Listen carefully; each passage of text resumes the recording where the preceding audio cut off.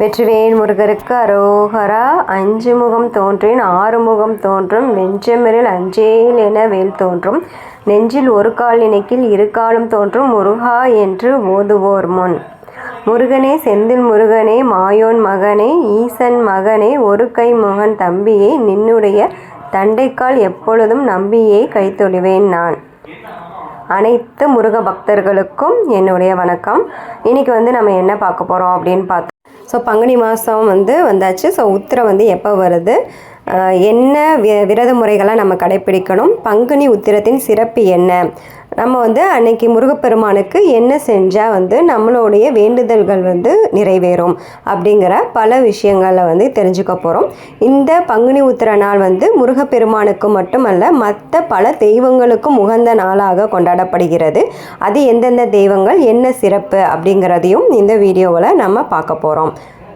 முதல்ல நம்ம பங்குனி உத்திரம் பார்த்திங்கன்னா முருகருக்கு திருமணம் நடந்த நாளாக கருதப்படுது. அதாவது வள்ளி அம்மாவுக்கும் முருகருக்கும் தெரிஞ்சுக்க இந்த மாதம் எப்போ பங்குனி உத்திரம் வருது அப்படின்னு பார்த்தோன்னா, வருகிற ஏப்ரல் 11ஆம் தேதி வெள்ளிக்கிழமை பங்குனி உத்திரம் வருது.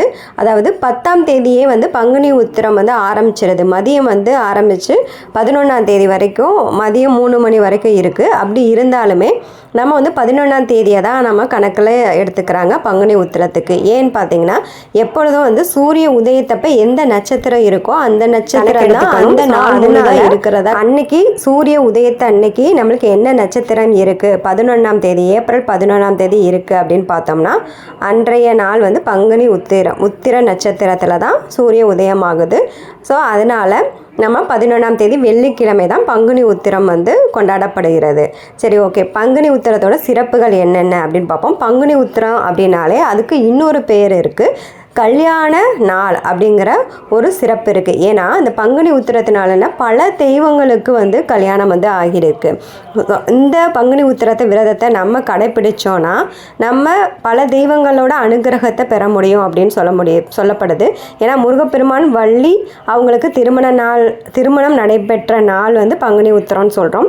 அது மாதிரி மீனாட்சி அம்மனுக்கும் சொக்கநாதருக்கும் திருமணம் நடந்ததும் அந்த பங்குனி உத்திரத்த நாள் அன்று தான் அப்படின்னு சொல்லப்படுகிறது. அதுக்கப்புறம் பெருமாள், நம்ம விஷ்ணு பகவானை எடுத்துட்டோன்னா, மகாலட்சுமி தாயார் அவங்கள பெருமாளை அடையணும், விஷ்ணுவை அடையணும் அப்படின்னு சொல்லிட்டு அவங்க பயங்கரமான கடுமையான தவம் புரிஞ்சு அப்போ தான் பார்த்திங்கன்னா தன்னுடைய மார்பில் மகாலட்சுமிக்கு இடம் கொடுத்த நாள், அன்றைய நாள் தான் பங்குனி உத்திரம் அப்படின்னும் சிறப்பு பங்குனி உத்திரத்துக்கு இருக்குது. இந்த பங்குனி உத்திரம் பார்த்திங்கன்னா 12வது மாதம், தமிழ் மாதத்தில் 12வது மாதம் பங்குனி. அதே மாதிரி நட்சத்திரத்தில் 12வது நட்சத்திரம் அப்படின்னு பார்த்தோன்னா அதுவும் உத்திர நட்சத்திரம்.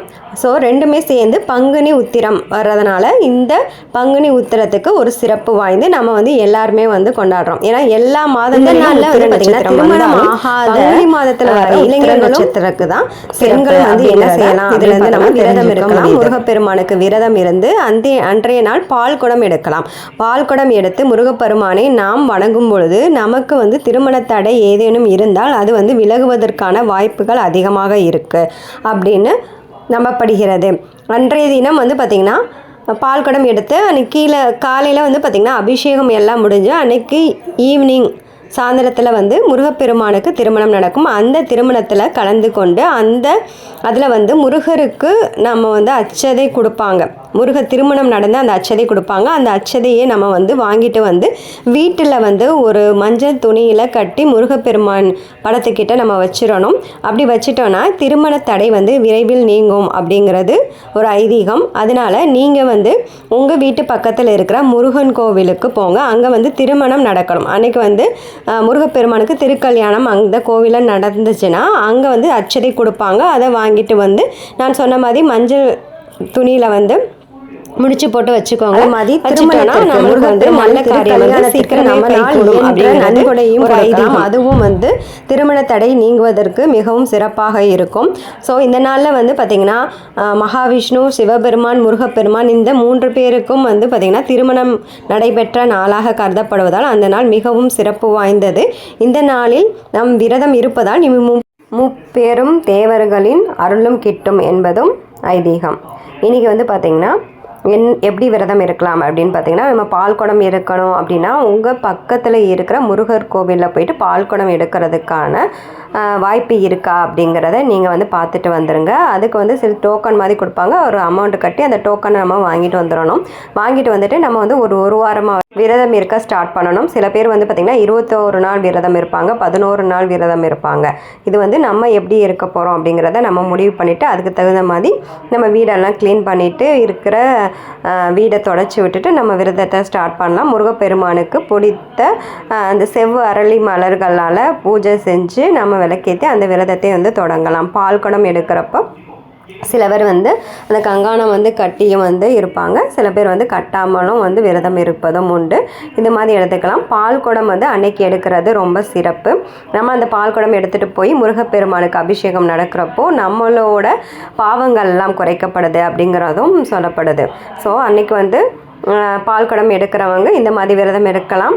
காலையில் எழுந்து எப்பயும் போல குளிச்சுட்டு முருகப்பெருமானு படத்தை துடைத்து சுத்தம் செஞ்சு நம்ம வந்து பொட்டெல்லாம் வச்சு அலங்காரம் பண்ணிக்கலாம். சிலை இருந்தால் சிலைக்கு வந்து அபிஷேகம் செய்து பூஜையை தொடங்கிட்டு நம்ம கோவிலுக்கு சென்று பால் குடம் எடுக்கலாம். பால் குடம் எடுத்துட்டு அங்கே வந்து பார்த்திங்கன்னா அங்கேயே உங்களுக்கு வந்து அபிஷேகம் முடிச்சுட்டு அலங்காரம்லாம் முடிச்சுட்டு நம்மளுக்கு அங்கேயே வந்து பிரசாதம் கொடுப்பாங்க. பால் குடம் எடுக்கிறவங்களுக்கு நம்ம அங்கேயே விரதத்தை முடிச்சுட்டு கோவிலே வீட்டுக்கு வந்துடலாம். மறுபடியும் வந்து பார்த்திங்கன்னா திருக்கல்யாணம் ஈவினிங் வந்து திருக்கல்யாணம் நடக்கும். அந்த திருக்கல்யாணம் கண்டிப்பாக வந்து கலந்துக்கிட்டு முருகப்பெருமானின் அருளையும் ஆசையும் பெற்று வரலாம். இந்த விரதம் இருக்கிறதுனால குடும்பம் வந்து மகிழ்ச்சியுடனும் இருக்கும். திருமண தடை நீங்கும், செல்வ தடைகள் நீங்கும். எந்த தடை இருந்தாலும் உங்கள் வீட்டில் அந்த தடைகள்லாம் நீங்கி உங்களோட குடும்பம் வந்து வளமுடன் வாழ முருகப்பெருமான் வந்து அருள் செய்வார். இந்த தினத்தை வந்து மிஸ் பண்ணாமல் எல்லாரும் வந்து விரதம் இருந்து முருகப்பெருமானின் ஆசையை பெற வேண்டும் அப்படிங்கிறது என்னோட ஒரு விருப்பமாக இருக்குது. நம்ம அனைவருமே வந்து பார்த்திங்கன்னா நம்மளோட கர்ம வினைகள்னால பல பாவங்களை செஞ்சு நம்ம இந்த உலகத்தில் பிறந்து இவ்வளோ துன்பங்களை அனுபவிச்சிட்ருக்கோம். மீண்டும் இந்த மாதிரி ஒரு பிறவி வேண்டாம் முருகா, உன் திருவடிகளை நான் சரணமடைகிறேன் என்று வேண்டி அன்றைய விரத தினத்தை முடித்து கொள்ளலாம். சரணம் சரணம் சரவண பவம், சரணம் சரணம் சண்முகா சரணம். வெற்றிவேல் முருகருக்கு அரோஹரா. இந்த வீடியோ பிடிச்சிருந்தால் லைக் பண்ணி ஷேர் பண்ணி கமெண்ட்ஸ் பண்ணுங்கள். மீண்டும் ஒரு வீடியோவில் சந்திக்கலாம். அனைவருக்கும் நன்றி.